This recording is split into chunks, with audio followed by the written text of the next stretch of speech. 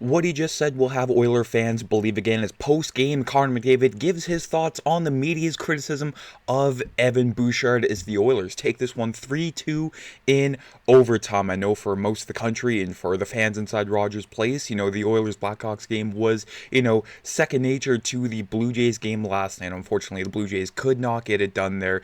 It was a great game, start to finish there, extra innings for, multiple times in the series. And again, sucks they couldn't get it done. I mean, we've been through that time and time again with the Oilers, whether it was, back in 2006, 2024, even 2025. That one didn't go seven, but still, we know how that feels there. So hopefully the Blue Jays can get it done next year. And hopefully, if you haven't already, you can get it done by hitting that subscribe button. The 71% of you watching these videos haven't hit that button down below there. So we are in the month of November. It's the second month of Oilers hockey, folks, and it is hopefully going to get so much better there as the Oilers, open up the month of November with a 3-2 win in overtime over the Chicago Blackhawks. They're moving the Oilers to a record of 6-4-3 there. I know Chicago isn't exactly, a powerhouse in the NHL. They're still rebuilding there, but still a very, very, very solid team over there in Tri-City there. And they always give the Oilers, a good test every time they either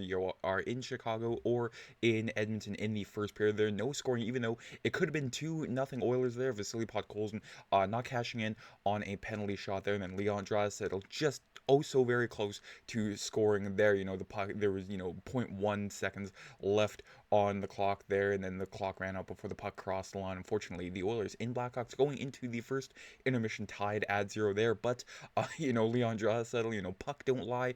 54 seconds into the second period, they're on the power play from his office from the Nuge, who's making Oiler history. I'll get to that in just a second there, but 1-0 Oilers there, and then Tyler Bertuzzi on the power play there on the doorstep of Stuart Skinner, making it 1-1 there before Jack Roslovic.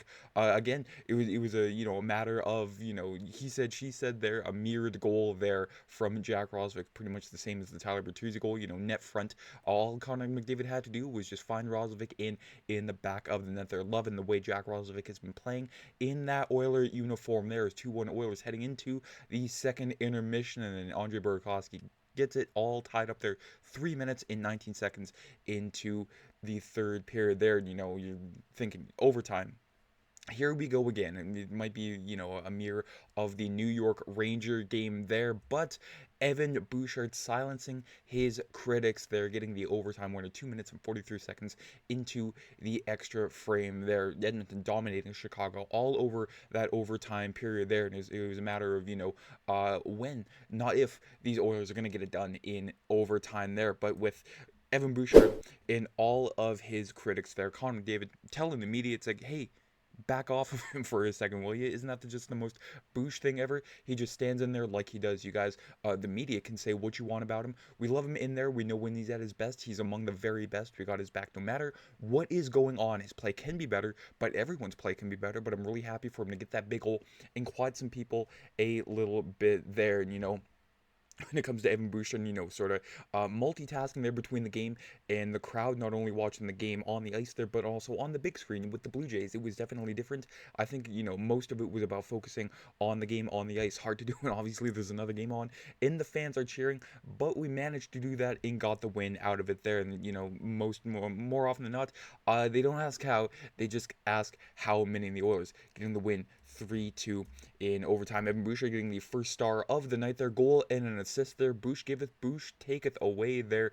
You got to take the lumps with the offensive, type of defenseman there, and Evan Bouchard had a great bounce back game there. And again, with offensive defensemen, you got to take the good with the bad there. Not a whole lot of people are realizing that. They just point to how much he's making. $10.5 million defenseman. Why isn't he playing more like, Cale Makar, Quinn Hughes, so on and so forth there? But Evan Bouchard is, he's a unique type of player. He is a one of one in the NHL, whether that be good or bad there. But every time, he does have a bad game, the silence has to be as loud as the cheers there, or the criticism has to be as loud as the cheers for when Evan Bouchard has a great game there. And again, got to give him his credit there. And Roslovic is fitting in very, very nicely there on this Oiler roster. They're taking over the net front presence on the power play because David Tomasic was a healthy scratch last night there, and I think he did a pretty good job. The Zach Hyman light type of player there, getting into the dirty areas in front of Spencer Knight there of the Blackhawks. And again, Bouchard, you'd see, a whole bunch of great games there against the Canucks, the Utah Mammoth, their 3-point night, and then the Blackhawks, but everyone just always likes to focus on the one demerit there, the -3 against the New York Rangers there. But I mean, that's 3 games in one bad game there. I mean, the criticism shouldn't be all there for that one game, when again it's October 30th. It's the end of October, the first month of the NHL season. So I think everybody just has to really, really relax there. And this team still trying to, find its legs there. I mean, Paul Coffey isn't behind the bench. I think the Oilers are missing a guy like Paul Coffey there who can sort of calm everybody down on the bench, whether it be the defenseman or forwards there. And they're still getting used to Mark Stewart's system. So again, time will tell, truly how this Oilers team will fare out further on down the road there. But in October, November, I think, again, they are still trying to figure things out. Shots on goal 30-29 in favor of the Oilers there. And then the Oilers cashing in on 2 of their 3 power plays. Meanwhile, the Blackhawks, 1 for 1. So, again, the Oilers' special teams, the good, but also letting the Blackhawks score on their only man advantage there. But again, have to give some love to Nuge here. Got a bunch of positives coming out of last night's game there. Again, the Oilers, 5-on-5, not very pretty, but hey, they got the win, and that's all that matters at the end of the day there. But Ryan Nugent-Hopkins moving into second place of the Oilers' most games played chart here. He's still quite behind, Kevin Lowe of the Oilers. But again, passing guys like Ryan Smith, Mark Messier, and Glenn Anderson there. It always felt like Ryan Smith was in Edmonton for forever, even though he got traded to the New York Islanders in 2007. Just seemed like he's going to be an Oiler for life. And that just didn't quite pan out, but at least he got to retire in an Oiler uniform there. And again, something I'm also loving is the Draisaitl in Podkolzin and line there all over the ice last night, outshooting the Blackhawks 8-1 when that trio was on the ice. Draisaitl loving Vasily Podkolzin. I mean, time and time again, we've seen quotes, saying how good of a player he is. And then Draisaitl finally finding his goal-scoring winger there with Jack Roswick. So hopefully that can keep up there. And you always have a lot of question marks when Hyman comes back into the lineup. How will the lineup look? But hopefully those that trio will stick together. And another big positive here, Stuart Skinner, 27 saves on his 27th birthday there, 931. Wasn't a very busy night there, and the 2 goals were not his fault whatsoever there. It was just a matter of, the defensemen and forwards in the slot there, not tying up their man, but still, Stuart's got a great save there off of a Bouchard gaff there on the one Oiler power play there, but, hung in there. Great breakaway save. And just, it wasn't a high event game, but still got to give the love to number 74 when we can there. As I said with Bouchard, the criticism has to be as loud as the positives there. But the one thing I did not like was the deployment of the big names there. 25 minutes for McDavid, even though he wasn't on the PK last night, which I do like. I mean, that's not sustainable for the rest of the season there. McDavid playing, nearly half a game there. Yeah, and you still have to worry about the Olympics coming up in February there, and another, hopefully, long, grueling playoff run there. But for McDavid, with these Oilers, there's still some things to clean up. We'll find ways to get points. It hasn't been very pretty.